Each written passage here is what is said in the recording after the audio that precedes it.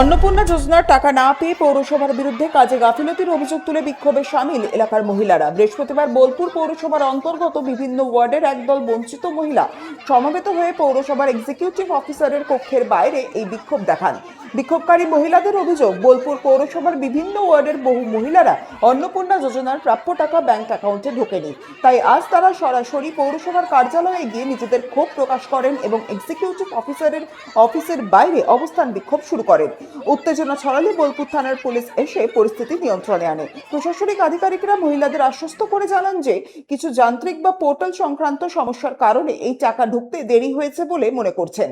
আগামী এক সপ্তাহের মধ্যে টাকা সরাসরি উপভোক্তাদের নিজস্ব ব্যাংক অ্যাকাউন্টে পাঠিয়ে দেওয়ার সর্বোচ্চ চেষ্টা করা হচ্ছে। এই প্রক্রিয়াটি সম্পূর্ণ হওয়ার পর টাকা নিজে থেকেই তাদের ব্যাংক অ্যাকাউন্টে জমা হয়ে যাবে। এর জন্য নতুন করে কোনো হয়রানির শিকার হতে হবে না তাদের।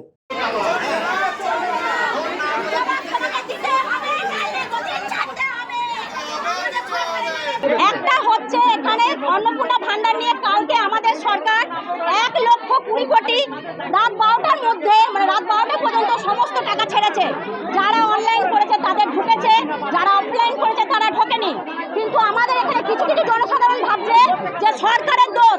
আমি বলতে চাইছি এখানে আমাদের প্রধানমন্ত্রী, মুখ্যমন্ত্রী সরকারের কোনো দোষ নেই। দোষ আছে পৌরসভার পোর্টালে নাম তোলেনি, তারা বান্ডিল বান্ডিল জমা করে রেখে দিয়েছে আমাদের সরকারকে বদনাম করার জন্য। তার জন্য বলছি তোরা গদি ছেড়ে দে, হয় তোদেরকে গদি ছাড়তে হবে, নাহলে জনগণকে জবাব দিতে হবে। জনগণের মাথায় ঢোকানো হচ্ছে এই সরকার ভালো নয়, এই সরকার 5 বছরের মধ্যে পাল্টে যাবে। পৌরসভার চেয়ারম্যান এই পোর্টালে নাম তোলেনি, এমনকি অনলাইনে যারা করেছে তাদেরও নাম ওঠেনি। তাই আমাদের বক্তব্য, আপনারা ইচ্ছাকৃত করেছেন, আপনারা পদত্যাগ করুন, নাহলে এর উত্তর আপনাদেরকে দিতে হবে। চাইছি জবাব। আপনি বাইরে আসুন, সমস্ত পোর্টালের নাম আমাদেরকে দেখানো হোক।